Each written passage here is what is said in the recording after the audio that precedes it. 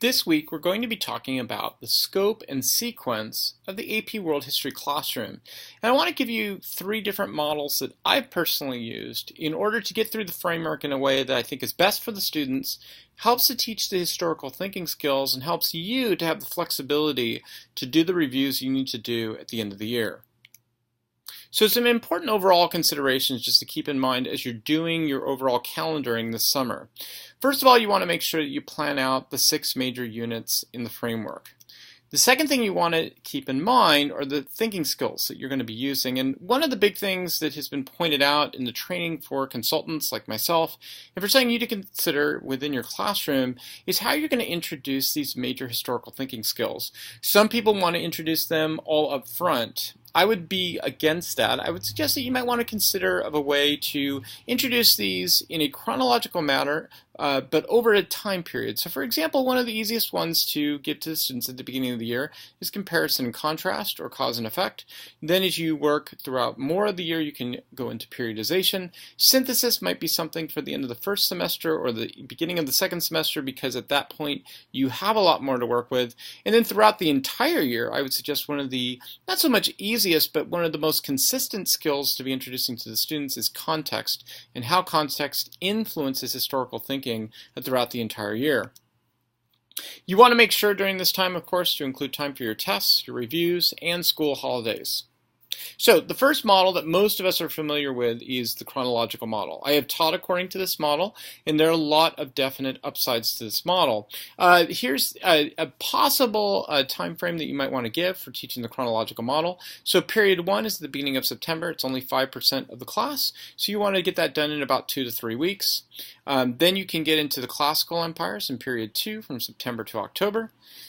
Period 3 can be your post-classical empires from November into December. Period 4, European exploration and colonization in January. Period 5, capitalism, European imperialism and revolutions in February. Period 6, the 20th century, from March through to April. And this leaves you with time to do your testing reviews for about 2 to 3 weeks before the exam.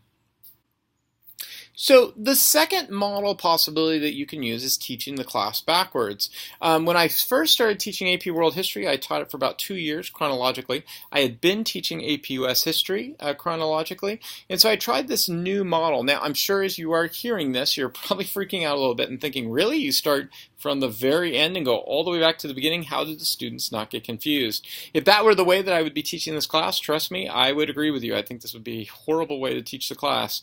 That's not how I teach the class backwards. When I taught the class backwards, which I've heard other teachers do, I start off with period 6, the 20th century, and we go from September to October with that. By doing that, I found that I have a number of upsides. So the way that I do this is I break period 6 up into about 3 different units. I start off with the scientific revolutions at the beginning of the 20th century up into the world wars. Then we do a second unit on post-colonial movements and independence movements, and then a third unit on globalization. What I found is that this is the most complex period, and you can really get stuck in this in sort of like a quicksand that will make it very difficult to get to testing reviews at the end of the year. When I do this at the beginning of the year, first of all, I'm able to get done with stuff a lot more quickly. For some reason, once I'm done with period 6, everything flows very smoothly. And we actually have about 3 weeks left for review by the time we get up to the test. The other thing that I noticed is a real upside is that by doing period 6 first, I can then go back, and whenever I do the other periods, I can always refer to the end game. And so this always makes it available for me to make connections, or what we've talked about before with this new historical thinking skill of synthesis. So after period 6, we do period 1, human beginnings, in November. Period 2, classical empires in December. Period 3, post-classical empires in January. Period 4, European colonization and political revolutions in February. Period 5, European imperialism and industrialism from March to April. And then we have testing reviews for 2 to 3 weeks before the exam. So like I said, what's great about this model is we get done with that really complex time period at the very beginning that allows me to smoothly go through the other time periods, and then I can make these testing reviews 2 to 3 weeks. And on top of that, like I said before, it really allows me to make a lot of connections and synthesis with different time periods. So the most recent model that I've done in just the last year is Model 3, and that is a thematic unit. So the way the thematic units work for me is this. I create a thematic unit, for example, like Theme 1, which very much follows the themes of the College Board in World History. So for me, that was global geographical determinism versus free will, and we did that in September. And here's how I do it. I teach the entire class within 3 to 4 weeks. Now, I know that must be freaking you out to hear that. How is that possible? What I do is I take snapshots from each one of the major time periods. So a snapshot from human beginnings, a snapshot from classical, post-classical, modern, globalization, and so forth, all the way up to the top. And we talk about it around this theme, geographical determinism versus free will. Then we move into the second theme, economic interaction and trade in October. Again, human beginnings, then classical, post-classical, modern, 20th century, and globalization. Then I go back and do it again. Theme 3, global ideologies and religious worldviews. Now, in each one of these units, what I'm doing is taking snapshots from each one of the major time periods. I don't teach all the major details, but I teach specific details that surround around these particular themes. So then I move to Theme 4, political and state development in December. Theme 5, warfare and political development in January. Theme 6, labor and immigration movements in February. And Theme 7, revolutions and ethnic movements in March. And I finish up with my April review sessions. Now, I can imagine when you're looking at this that this too must freak you out and you must wonder, how is it possible to do all of this? Well, actually what I found this last year, I talked about it with my students at the end of the year, and they really ended up liking this. Now, they were confused at the very beginning of the year with Theme 1, but once we moved into Theme 2, Theme 3, and so forth, they started seeing interconnections between the different time periods. They started seeing the class as being a thematic class, and isn't this what we want them to do? In other words, it made it really easy for me after Theme 1 to start jumping into historical thinking skills.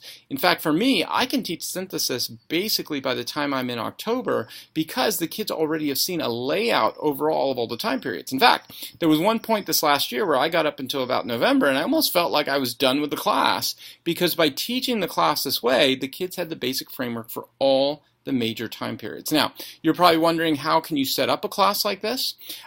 Basically, it's just about reorganizing your materials. I really did not have to create a lot of new materials to do this, but I did have to reorganize my materials. So what I did was I just took different lessons, different activities, and different tests from different time periods, and I just moved them around to fit into the jigsaw puzzle of each one of these themes. Some important considerations to think about as you're doing whatever model you want to use that works best for your students. First of all, choose a method that you think is going to work best for your students. You know, one of the big things that's been impressed upon me in professional development, and I can't agree with it more, is this. I am not you, you are not me. I am sure whoever you are watching this PowerPoint, you do an excellent job for your students, and you have your talents and skills and strengths, and really what I'm presenting to you here is what works for me, and hopefully there's something out of this that you can take that's going to help you. If you teach best chronologically, teach best chronologically. If you teach best backwards, teach best backwards. If you teach best thematically, teach best thematically. And if you've got your own method, go with that. You've got to go with something that works best for your personality and what your strengths are and what makes most sense to your students. Keep in mind, though, as you're doing this, the big thing you want to keep in mind throughout this is that this is a course about thinking skills, themes, and connections. So if you've tended to focus more on facts in the past, you want to start moving over now more into more themes and thinking skills and making these kinds of connections in your classroom. Also keep in mind, when are you going to introduce these new skills and practice those skills? And how are you going to get your students aware of these skills and then how to overlap with the skills? The other big one I think we're all concerned about is this new skill of synthesis. How are you going to get your students to understand that they have to make connections across time periods, geographical areas, or disciplines, and they've got to make sure that they make reasons for giving these connections as well. So one other thing you want to keep in mind are those pesky school things that tend to get in the way. As you're doing your big calendaring items, you want to try and make sure that you include the things that tend to sort of get in the way of teaching. These include holidays, breaks, student assemblies, or if you have differing period rotations. I know for me, I teach at a Catholic school, and so we have Mass days, and I have to make sure that I put that in so that I know how I can get around this in order to teach all this new content and new skills.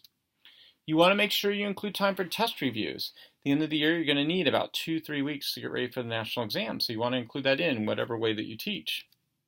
Make sure that you put aside time for tests and reviews during the year.